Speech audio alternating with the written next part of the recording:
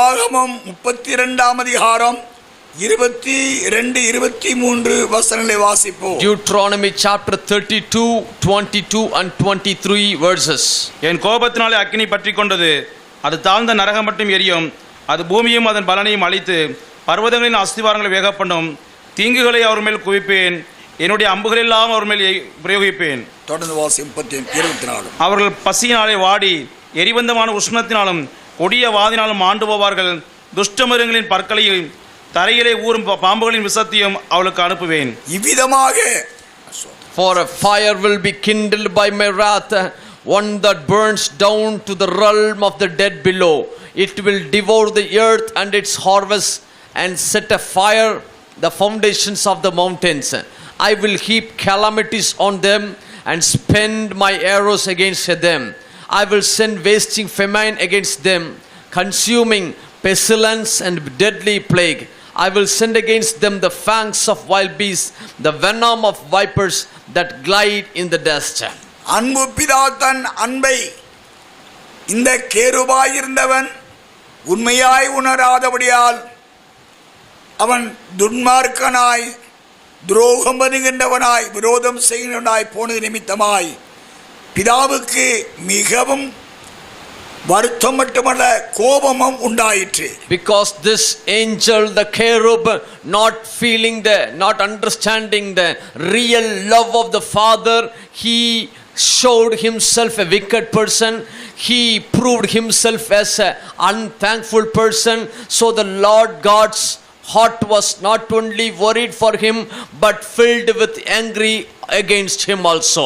நம்முடைய பிதாவாகிய தேவன் அக்கினிமயமான தேவன் என்பதையும் அறிந்திருக்கின்றோம். We know that our Lord God is always he is filled with the consolation, also he is filled with the fire. ஏன் பிதாவாகிய தேவன் சர்வ வல்லமையுள்ளவராய் இருந்தும் ஒரு அக்கினிக்குள்ளான ஒரு தேவனாக தன்னை ஆட்படுத்திக் கொண்டார். Why should this loving God is also a God of consuming fire? அக்னிக்கு முன்பாக அண்ட சராசரங்களும் ஐம்பூதங்களும் யாவும் எரிந்து இருந்தடம் காணப்படாமல் போ என்பதை அறிந்திருக்கிறோம். We know a natural before the fire, all the powers, all the five powers of the earth and everything in it in the earth will be consumed and will come to nothing. வானங்களோ பூமியோ அவற்றிலுள்ள வனங்களோ காற்றுகளோ சமுத்திரத்திலுள்ள நீர்நிலைகளோ யாவும் அக்னிக்கு முன்பாக எரிந்து அவையின் இருந்தடம் காணப்படாமல் போகும். Either the heavens or the earth or the sea or the trees or any other animals, beasts in the air will also become to be nothing. They will be reduced into ashes before the power of fire. ஆனபடியினாலே தேவனாகிய கர்த்தர் தான் அக்கினிமயமான தேவனாக இருந்த வேளையில் முதலாவதாக அன்பு செலுத்தி உண்டாக்கப்பட்ட இந்த கேருப் என்பவனும் கூட அக்னியின் நடுவில் உலாவினவனாய் இருந்தான் என்று நாம் அறிய முடிகிறது. Because this loving God Almighty have created the loving angels, this angel the cherub also who was dwelt among the fire of the Lord. வேதாகமத்திலே நாம் வாசிக்க முடிகிறது. எசேக்கியேல் 28ஆம் அதிகாரம் 14ஆம் வசனத்தை வாசிப்போம். Of Ezekiel 28 verse 14. நீ காப்பாற்றுவதற்காக அபிஷேகம் பண்ணப்பட்ட கேருப், தேவனுடைய பரிசுத்த பர்வதத்திலே உன்னை வைத்தேன், அக்கினிமயமான கற்கள் நடுவிலே உலாவினாய். அக்கினிமயமான கற்களின் நடுவே உலாவினாய் என்று வேதம் சொல்கிறது. You walked among the fiery stones, the scripture says. எசேக்கியேல் தீர்க்கதரிசி புத்தகம் 1ஆம் அதிகாரம் அங்கே 4-5 வசனங்களை வாசிக்கின்ற பொழுது Of Ezekiel 1, 4 and 5 verses. கேருப் என்பவைகள் அக்கினிமயமானவைகளாக தேவனால் சிருஷ்டிக்கப்பட்டவை என்று அறிய முடிகிறது. We can know from Ezekiel 1, 4 and 5 the cherubs are created by the Lord to reveal the fire of the Lord. இதோ வடக்கே இருந்து புசல் காற்றும் பெரிய மேகமும் அத்தோடே கலந்த அக்கினியும் வர கண்டேன். அதை சுற்றிலும் பிரகாசமும் அது நடுவிலே அக்கினிக்குள் இருந்து விளங்கிய சொகுசாவினரமும் உண்டாயிருந்தது. அது நடுவிலிருந்து 4 ஜீவன்கள் தோன்றின. அவைகளின் சாயல் மனுஷ சாயலாக இருந்தது. இவ்விதமாக cherub என்பவைகளும் அக்னிமயமானவைகளாய் உண்டாக்கப்பட்டிருந்தது. So the cherubs also were created in the form of fire, because the scripture says, and in the fire was what looked like 4 living creatures.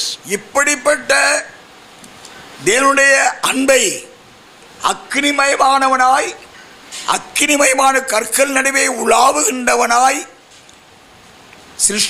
தன்னை சிருஷ்டித்த அன்பு பிதாவின் அன்பை மறந்தவனாய் ஒரு துரோகம் பண்ணுகின்ற நன்றி கெட்டவனாய் மாறி போனான். This protecting cherub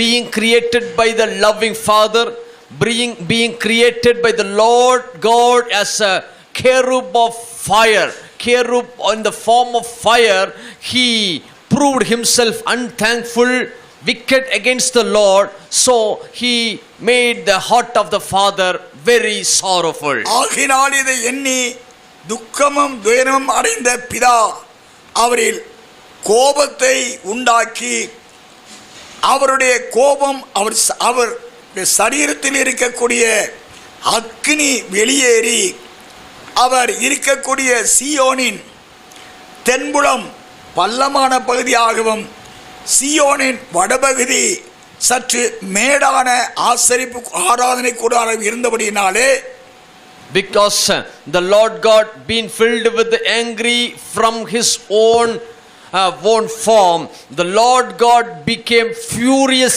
against this cherub who was unthankful, because in the area of Zion the south part will be little bit below than the northern part, because in the northern part there was the worshipping center.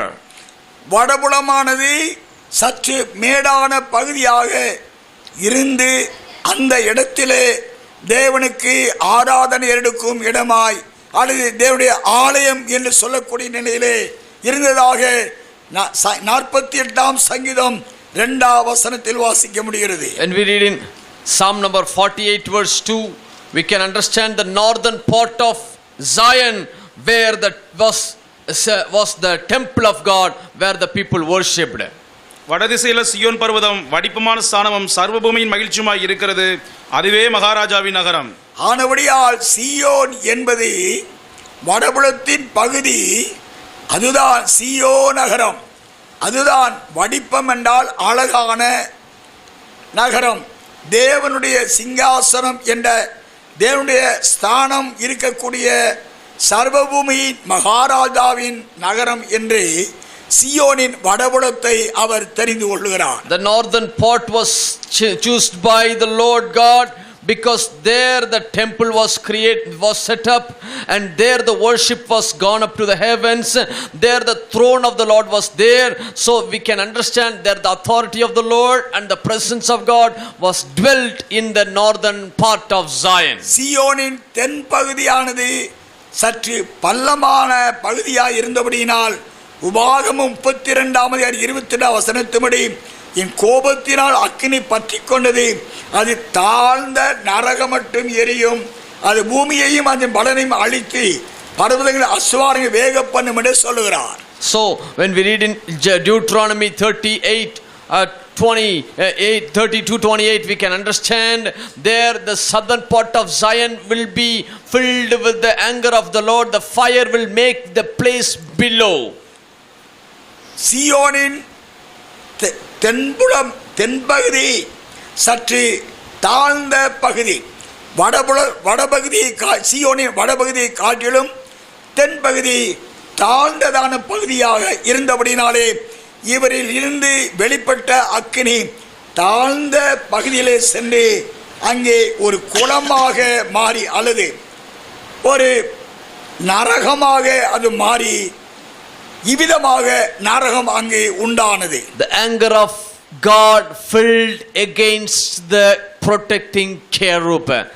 The Lord God was seated on the northern part of Zion. The anger of the Lord was furious against this cherub, and it flowed through the southern part of Zion, and through that southern part there became a very great valley. Then that was formed as the hell, where the fire of the Lord was poured out. ஏனென்றால் சீயோனின் தென்புலம் தாழ்ந்த பகுதியாக இருந்தபடியினால் அந்த தாழ்ந்த பகுதியில் இவரிலிருந்து புறப்பட்ட அக்கினி அங்கு குளமாக கடலாக நரகமாக ஒன்றாய் சேர்ந்து கொண்டதின் நோக்கம் என்னவென்றால் தேவனுடைய கோபத்திற்கு உட்படுகிறவர்கள் யாவரையும் அந்த அக்னியில் வேக பண்ணும்படியாய் அந்த நரகம் ஏற்படுத்தப்பட்டது. The purpose of the Lord God to create this hell is nothing other than those who were not obeying to the word of the Lord God will be thrown into that lake of fire. When the anger of the Lord was poured out, that anger was made as a valley, and the anger of the Lord been made as a great ocean, that is called the lake of fire, which is hell.